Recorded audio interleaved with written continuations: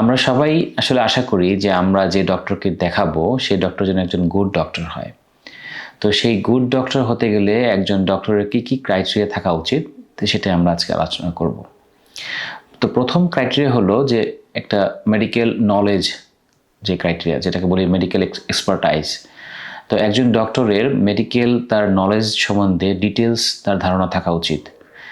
সে যে রোগীকে দেখবে, সে রোগীর ডায়াগনোসিস করবে, ট্রিটমেন্ট দিবে, ইনভেস্টিগেশন দিবে, সকল বিষয়ের উপরে তার একটা ভালো ইনফরমেশন এবং নলেজ থাকা উচিত।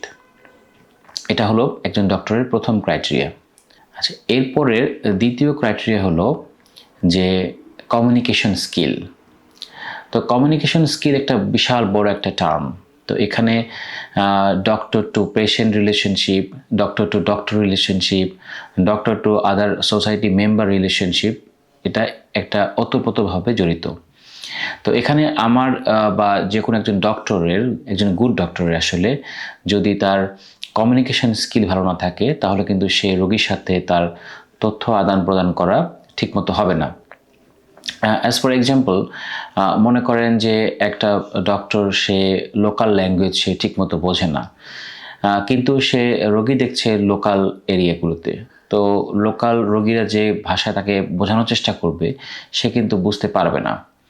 সো সো এই কমিউনিকেশন স্কিল বিল্ড আপ করা এটা ইন্ডিভিজুয়ালাইজড। তার মানে ডক্টর যেখানে সে প্র্যাকটিস করবে সেখানকার রোগীর সাথে তার কেমন সম্পর্ক হবে, কীরকমভাবে সে তাদের সাথে যোগাযোগ করবে, তাদের তথ্য আদান প্রদান করবে, সেটা কিন্তু একজন ডক্টরের দায়িত্ব, সেইভাবে সে নিজেকে প্রস্তুত করে নেওয়া।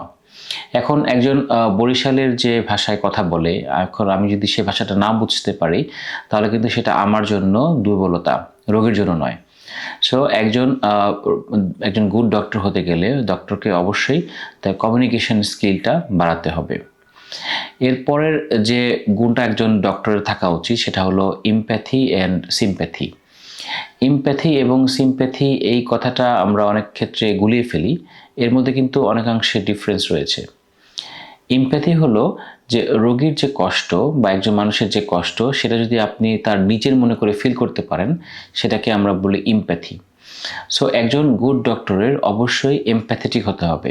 দ্যাট মিন্স আপনি রোগী হলে সেই অবস্থায় থাকলে আপনার যেমন কষ্ট হতো সেই কষ্টটাকে আপনাকে অনুধাবন করতে হবে। একটা এক্সাম্পল দেই, যেমন ধরেন একটা পেশেন্ট সে তার হার্ট অ্যাটাক হলো।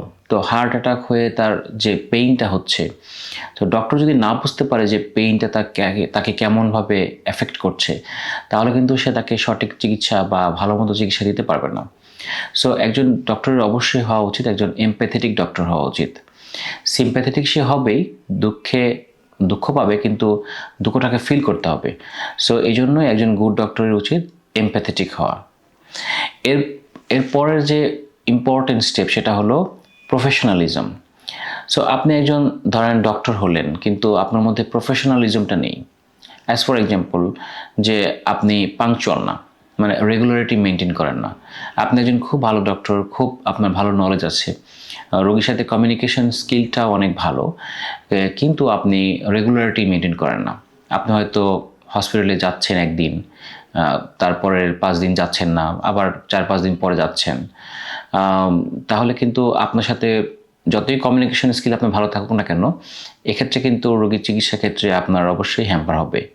এই জন্য রেগুলারিটি মেনটেন করা, পাংচুয়াল হওয়াটা খুব ইম্পর্ট্যান্ট, এবং সঠিক দিক নির্দেশনা দেওয়াটা, প্রত্যেক দিন দেওয়া, এবং প্রত্যেক রোগী ইন্ডিভিজুয়ালাইজ রোগী অনুযায়ী এই রোগীর ক্ষেত্রে আমরা এইটা করতে হবে, এটা করতে হবে, এই যে পাংচুয়ালিটি, এটা কিন্তু বড় অন্যতম একটা গুণ আছে গুড ডক্টরের। এরপর হচ্ছে যে ডিসিশন মেকিং। তো ডিসিশন মেকিং খুব ইম্পর্টেন্ট একটা factor for a good doctor. আপনি খুব ভালো ইনফরমেশন জানেন, রোগ সম্বন্ধে জানেন, অনেক ভালো নলেজ, কমিউনিকেশন স্কিল ভালো আপনার, তারপরে আপনি খুবই পাংচুয়াল, কিন্তু আপনার ইন্ডিভিজুয়ালাইজ পেশেন্টের জন্য তাৎক্ষণিক যে সিদ্ধান্ত নেওয়া আপনি নিতে পারছেন না, তাহলে কিন্তু আপনি সব কিছু করেও কিন্তু আপনি ভালো ফলাফল পাবেন না। কারণ একটা ধরেন একই রোগ, এটা কিন্তু একক রোগী এক এক রকমভাবে প্রেজেন্ট করতে পারে। অ্যাজ ফর এক্সাম্পল, যেমন একটা নিউমোনিয়ার পেশেন্ট, আমরা ধরি একটা নিউমোনিয়া পেশেন্ট, কিছু কিছু নিউমোনিয়া পেশেন্ট দেখা যায় খুব সিভিয়ার, কিছু দেখা যায় মাইল্ড, কিছু থাকে মডারেট।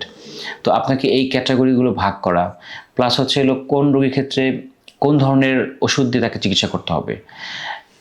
যেমন ধরেন একটা গরিব মানুষ, তাকে যদি আমি একটা খুব দামি ওষুধ দিয়ে প্রথমেই ট্রাই করে ফেলি, তাহলে কিন্তু সে এটাকে অ্যাফোর্ড করতে পারবে না। এই জন্য সব শ্রেণীর এক এক রোগের জন্য এক এক ধরনের চিকিৎসা ব্যবস্থা করতে হবে। আদারওয়াইজ আপনি কিন্তু যত ভালো ডক্টর হন না কেন, আপনি কিন্তু ইফেক্টিভভাবে তাকে ট্রিট করতে পারবেন না। এবং তাৎক্ষণিক যে ডিসিশন নেওয়াটা, একটা পেশেন্টের হঠাৎ করে একটা ইমার্জেন্সি ডেভেলপ করলো, তাকে ওই সময় তাকে কী চিকিৎসা দিবেন, কী ডিসিশন নেবেন, এই গুণাবলীগুলো আপনাকে থাকতে হবে। এবং লাস্ট এবং নট দ্য লিস্ট, যে গুণটা ডক্টরে থাকা উচিত, সেটা হলো যে সারা জীবন তাকে ছাত্র হয়ে থাকা। তার মানে আপনি যখন থেকে একজন গুড ডক্টর হবেন, আপনার মনের মধ্যে এটা ধারণা করে রাখতে হবে যে আমাকে সারা জীবনই শিখতে হবে। কারণ শেখার কোনো শেষ নেই। প্রতিনিয়ত মেডিকেল সায়েন্স চেঞ্জ হচ্ছে, নতুন নতুন ইনফরমেশন আসছে, নতুন নতুন ডেটা অ্যানালাইসিস, মেটা অ্যানালাইসিস এগুলো হচ্ছে। সো এই যে দিনের মানে আধুনিকতার সাথে খাপ খেয়ে নিয়ে চলাটা একজন ডক্টরের পক্ষে দায়িত্ব, তার নিজের দায়িত্ব। এই জন্য সারা জীবন ডাক্তারকে শিখতে হবে, এই মন মানসিকতা নিয়ে থাকতে হবে। একটা কথা বলা হয় যে যে ডাক্তার সেদিনই তার শেখা বন্ধ করে যেদিন তার মৃত্যু হয়। তাহলে বোঝা যাচ্ছে যে এই কথা দিয়ে কত ইম্পর্টেন্স দেওয়া হয়েছে এই শিক্ষার ব্যাপারে। সো এই সকল গুণাবলী যদি একজন ডক্টরের মধ্যে থাকে, তাহলেই সে একজন ভালো গুড ডক্টর হতে পারবে। এবং গুড ডক্টরের পাশাপাশি আমাদের কিন্তু অবশ্যই একজন সেফ ডক্টর হতে হবে।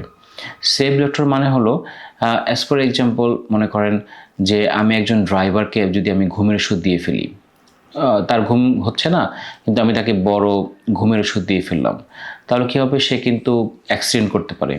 সে যখন অ্যাক্সিডেন্ট করবে, সে কিন্তু একা অ্যাফেক্টেড হবে না, বরং তার সকল যাত্রীগুলো অ্যাফেক্টেড হবে। আবার একটা এক্সাম্পল, যে আমি একটা রোগকে ভালো করতে গিয়ে চিকিৎসা দিচ্ছি, কিন্তু তার অন্য একটা রোগ রয়েছে যেটা এই রোগের চিকিৎসার জন্য ওটা হ্যাম্পার হচ্ছে। সো এরকম আবার ধরেন একটা মানুষের, সে বারবার তার এপিলেপসি মানে মৃগী রোগ হচ্ছে, কিন্তু তার ড্রাইভিং সম্বন্ধে আমি তাকে কিছু বললাম না, তার ড্রাইভিংটাকে অফ করতে হবে। সো এগুলো না করলে কিন্তু সে সেফ ডক্টর হতে পারলো না। তার মানে সে গুড ডক্টর কিন্তু সেফ না। এই জন্য আমাদেরকে অবশ্যই একজন গুড ডক্টরের পাশাপাশি সেফ ডক্টর হওয়ার জন্য চেষ্টা করে যেতে হবে। তো আশা করি আজকে আলোচনাটা আপনাদের ভালো লেগেছে। আশা করি অন্যদিন অন্য কোনো বিষয় নিয়ে আমরা আলোচনা করব। সে পর্যন্ত ভালো থাকবেন সবাই। আসসালামু আলাইকুম।